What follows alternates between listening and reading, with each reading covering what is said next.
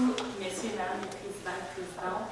Donc, comme vous le savez, actuellement, dans nos écoles secondaires, on a le concept d'un président de classe. On n'a pas s'appeler représentant de classe qui est accompagné d'un vice-président. C'est bien. Par contre, quand on regarde les taux de participation excessivement faibles chez les jeunes, quant justement aux élections, le gouvernement est un petit peu inquiet. Donc, on veut finalement avoir une motion pour s'assurer que nos jeunes ont une meilleure connaissance du processus de représentation de leurs droits et de défense. Bref, justement, on trouve aussi que dans notamment le contexte du travail, on trouve que trop souvent les gens ne saisissent pas l'occasion de défendre leurs droits et c'est pourquoi aujourd'hui le gouvernement du Québec propose qu'il soit résolu que tous les établissements primaires, donc au niveau scolaire, comportent un syndicat d'étudiants à chaque niveau. Laissez-moi bien définir les termes de la motion. Primaire, évidemment, on parle de première à sixième secondaire, première année. Syndicat, donc formé d'étudiants de l'année en question, donc un syndicat par année. Toutefois, le syndicat doit comporter au moins un membre de chaque classe de l'année. Et les premières et deuxième années du primaire seront parrainées par un étudiant de sixième année donc du primaire qui aura 6 ans d'expérience et qui pourra transmettre ses connaissances. Donc, le but finalement de cette motion est simple, mais pourtant très fondamental.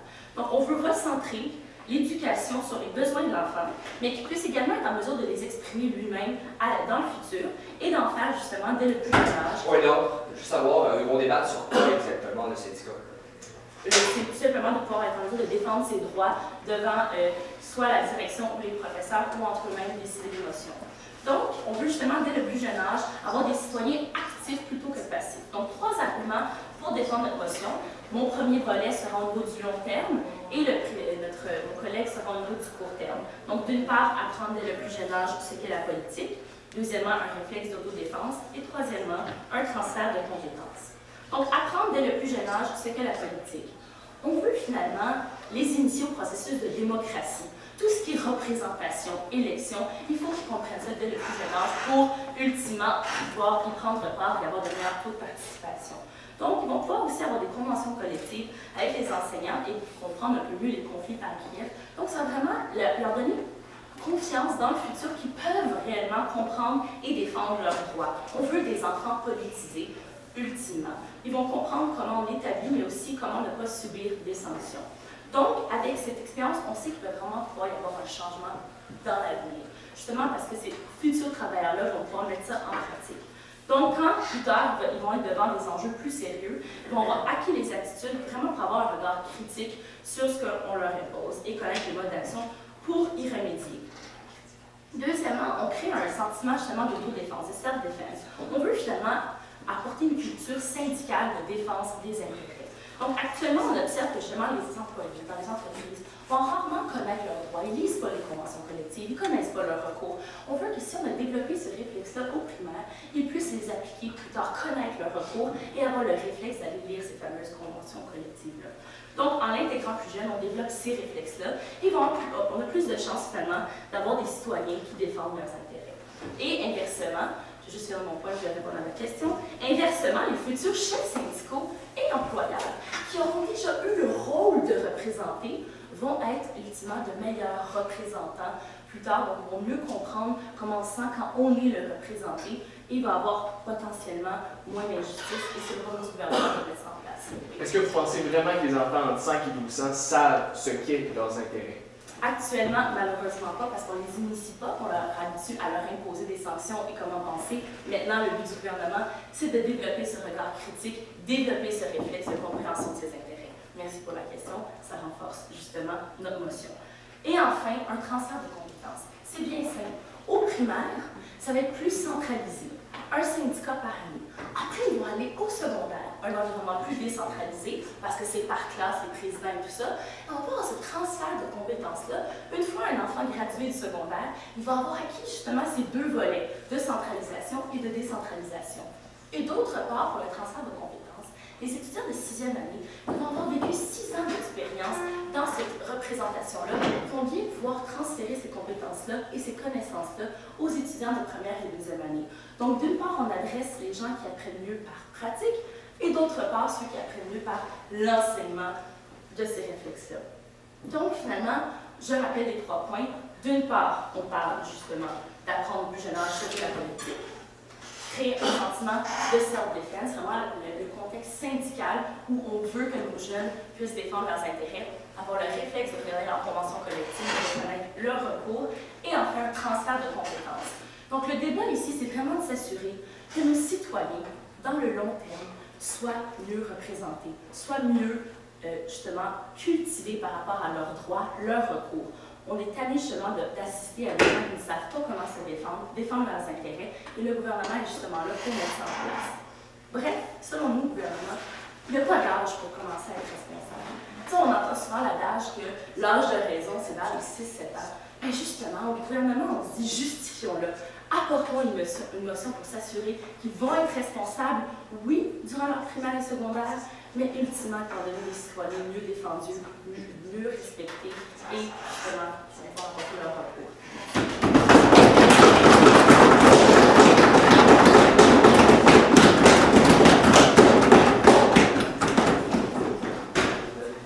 Merci beaucoup.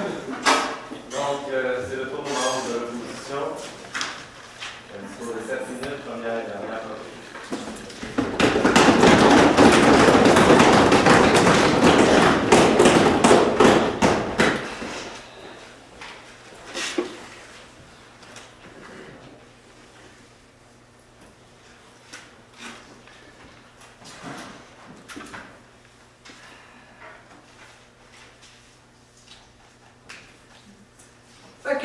Bonjour, Monsieur le Président. Aujourd'hui, je pense qu'on a encore une nouvelle partie de la nouvelle réforme académique au Québec. Une autre patente à gosse qui porte comme une compétence transversale la critique politique de la société, mais on n'a jamais vraiment expliqué comment l'enfant va être véritablement conscient de l'influence de comment la politique fonctionne vraiment. On n'a vraiment aucunement, premièrement, établi ce fait-là, et deuxièmement, pourquoi c'est nécessaire, ou comment vraiment ils vont avoir le lien de cause à effet. Oh, j'apprends justement au primaire la politique, et ça va se transmettre naturellement, par magie presque, à la politique, la vraie politique, qui est très différente de ce qui va se vivre au syndicat chez les étudiants au primaire. Donc, avec ces deux questions principales, j'ai deux arguments à vous proposer, Monsieur le Président. Premièrement, la critique avant les acquis, point d'interrogation, et deuxièmement, débattre sur des peines. Premièrement, la critique avant les acquis. Vous savez, Monsieur le Président, à l'éducation, je pense que vous savez très bien, les compétences transversales ne peuvent vraiment s'acquérir. Une compétence transversale, c'est vraiment une compétence qui peut se déployer sur d'autres domaines qu'un domaine en particulier. Par exemple, la critique est une compétence transversale au sens précis où, dans une compétence en politique, en philosophie, en sciences, on peut appliquer cette compétence, cette faculté de critique. Or, en éducation et en pédagogie, cette faculté-là ne peut se déployer qu'à partir des connaissances qui sont de base, des connaissances qui sont, disons, dures. Au sens où, par exemple, vous déployez comment un syndicat est, ou comment une critique de la société d'un syndicat est, il faut savoir le type de système politique, comment le système politique fonctionne, comment, et ainsi de suite. Donc, vous ne pouvez pas simplement dire à l'étudiant, hey, veux-tu bien créer un syndicat, faire une belle critique de la société, lorsque l'enfant, en fait, n'a aucune conscience, et juste, on parle vraiment d'étudiants de première à sixième année du primaire, Monsieur le Président. Du côté du gouvernement, on pense que c'est presque des adultes, c'est pas des adultes, c'est vraiment des enfants qui, justement, ils tentent de comprendre un peu le monde avec leurs intuitions, mais ce sont des intuitions, et sans compétences réelles, les compétences transversales de manière pédagogique et éducationnelle, c'est scientifiquement démontré, ne peuvent même pas se déployer, et c'est une justement critique à réforme qui est justement au cœur de pourquoi l'éducation au Québec va très mal pour le primaire. Donc, c'était mon premier argument. La critique avant les acquis, c'est que si vraiment on veut aider le syndicat, finalement, en d'autres termes, une critique de la société, alors cette compétence transversale-là, bien évidemment, ne pourra même pas se déployer sans des connaissances qui sont plus solides, comme comment constituer un syndicat, la politique, et ainsi de suite, qui ne sont pas nécessairement données à l'étudiant comme ça, des domaines en magie. Je prends votre question. Et donc, vous préférez conserver le statu quo où ils ont absolument... Ben oui, je préfère regarder le statu quo où on enseigne littéralement des enfants qui ne savent pas encore le monde et qu'on leur donne justement, on leur inculque des savoirs vraiment fermes pour ensuite, quand ils vont être des adultes, qui vont avoir un peu plus des meilleures intuitions, des meilleures connaissances pour justement développer ce critère politique-là. Donc oui, effectivement, on préfère le statu quo, c'est pour ça qu'on s'oppose, Monsieur le Président.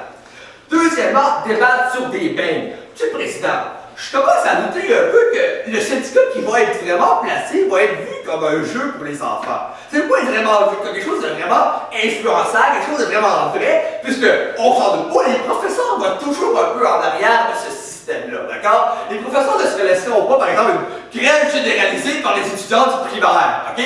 Ça se peut pas, ça arrivera jamais, et donc, là, le syndicat ne sera pas simplement dépendant des 6e années du primaire, mais bien des profs, du directeur de l'école, de toutes ces influences-là, qui dépassent même le syndicat lui-même, que les pauvres petits étudiants du primaire sont tellement compétents pour pouvoir construire. Donc, monsieur le Président, ce jeu, c'est ficelle, va être tiré par le haut, et il faut vraiment douter comment le syndicat lui-même va avoir un pouvoir quelconque. C'est quoi, on va débattre sur, là, aujourd'hui, on va avoir 10 bains, aujourd'hui, demain, on va avoir 6, là, ça dépend du prof, s'il y a l'argent, et la chambre la poignée.